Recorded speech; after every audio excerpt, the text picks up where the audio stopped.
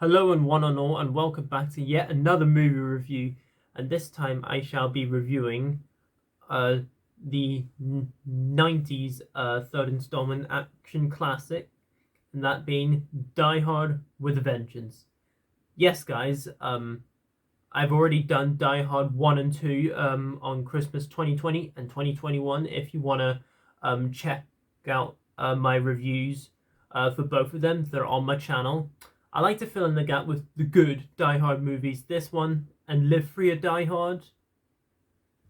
So should be fun. Uh, Die Hard with a Vengeance um, is basically directed by John McTiernan, who directed the first Die Hard film and also directed Predator, which I might talk about soon on the channel in the future. And it once again stars Bruce Willis, the action hero that we all know and love, John McClane. You have Jeremy Irons, who plays the brother of Hans Gruber, Simon Gruber. And you also have Samuel Jackson and Aziz, if I've pronounced the character name correctly. That's Samuel Jackson plays. And guys, although I'm not gonna go into everything about this movie, there could be some spoilers for this review. Just in case if you've not seen Die Hard, or if you haven't seen a Die Hard sequel and if you've only seen the first film, I would recommend this film for sure because it's that good. Die Hard with a Vengeance is fantastic. This is easy one of the most.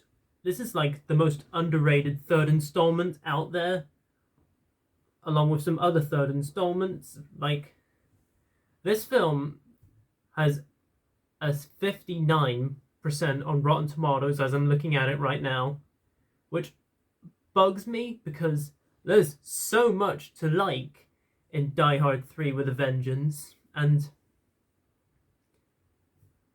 basically with Die Hard 1, it took place during Christmas at a building in LA. Die Hard 2 also took place during Christmas, this time at an airport. With Die Hard with a Vengeance, it doesn't take place during Christmas. It takes place during the summer, in the summer blockbuster. So hey, perfect time to review this movie, eh?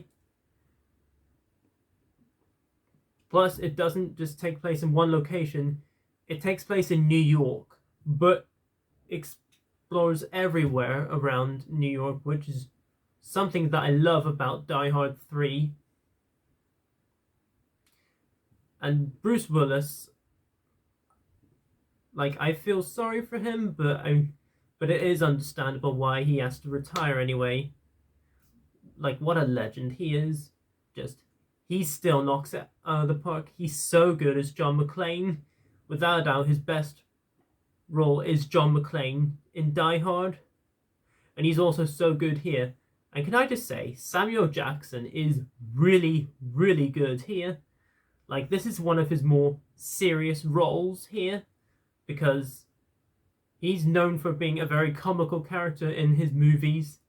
This is one of his more serious roles, up there with Mr. Glass, Jules in Pulp Fiction. Just, the list goes on with Samuel Jackson. This is definitely one of his more serious roles, and his connection between him and Bruce Willis as John McClane, it was just great. Something that you really never get in Die Hard, because something that I think could have got more with the Die Hard series. And Jeremy Irons, he's a great villain. Like, why can't he and Alan Rickman team up in a Die Hard movie as both the Grubers, Hans Gruber and Simon Gruber? Because they are without a doubt the best villains in the Die Hard series. Mainly Hans Gruber in the first Die Hard, and of course Simon Gruber in Die Hard with a Vengeance. The way he talks on the phone is just, it's like an iconic voice for a villain. And the action too is amazing. Like, John McTiernan really knew how to make action. Just without a doubt, he is one of the best action film directors, filmmakers we've ever gotten. And just, there's a car chase scene, there's a bus scene, there's a train scene. Whether it's the chase scene or just the character itself, it's great. And you even get quite a few bloody moments here and there. Like during there's an elevator scene where it kind of inspired Captain America: The Winter Soldier, only he was just using a shield. With John McClane though, he's just pretty much shooting everyone's brain out in the elevator. It's just pretty awesome. And also another pretty bloody moment you get is whenever they're on the boat and you see a bad guy going backwards and he's getting cut in half, his legs come off. And just, this is why I love action movies. This is one of those action movies that you just don't get anymore. It's just, this is why I like talking about older films, because talking about newer films goes in a completely different direction compared to the good old times. And the acting here is just superb, and just the way John McTiernan films the action in this movie, it's just superb. There is one thing that I will say though that is a small criticism. It's not a big criticism. It's like my only nitpick, and that's the last 10 minutes. The way John McClane is making a decision whether he wants to kill Simon Gruber or not.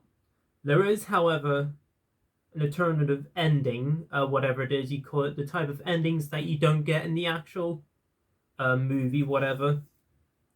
Like, they're talking to each other, and that is a usable scene, Like, that could have been used in the movie compared to this. It's not the worst thing ever, but, I mean, it is what it is, though. That's kind of like my only, nitpick with Die Hard with a Vengeance. And yes, of course, some explosions do date here and there. But also, early in the film, you do get to see a football with the Northern Irish flag on it. So hey, where I'm living currently, even though I don't sound Northern Irish, but it's where I live. So hey, good to see that flag there. Where they're basically in the car. Watch the film and you know what I'm talking about. But overall, guys, Die Hard with a Vengeance is one of the most underrated films out there, one of the most underrated action movies, one of the most underrated sequels and third installments out there. Just, Bruce Willis, Jeremy Irons, and Samuel Jackson. Great cast here. They all knock it out of the park as their characters. The action is so good. The way John McTiernan makes the film is just so good, and without a doubt, this is my favorite of the Die Hard sequels. If that ending was better, then it could have just been as good, if not better than the first film. But it is my second favorite Die Hard film, and on my letter grade scale for Die Hard with a Vengeance, I'm going to give it an A. There you go, guys. That was my review on Die Hard with a Vengeance. Yippee-ki-yay, motherfucker. So comment down below, let me know below what do you think of Die Hard with a Vengeance. Where does it rank for you personally with the Die Hard films, and also with Bruce Willis's film? And also comment down below, let me know below which third installment do you think doesn't get enough attention. My answer would probably be Die Hard with a Vengeance, but whatever you think it is, let me know below in the comments, and let's have a great discussion down there. And I will hopefully at some point wrap up the good Die Hard films with Live Free or Die Hard, also known as Die Hard 4.0. as they call it in the UK, but whatever. But as always, if you're new to my channel, I am a movie reviewer who lives in the UK that likes to do movie reviews, classics on special occasions, and when something new comes out, and just whenever I feel like it. But as always, guys, again, if you're new, please feel free to leave a comment, like, subscribe, share this video, and notify that bell before you leave. And as always, until my next video, I shall see you then, and peace.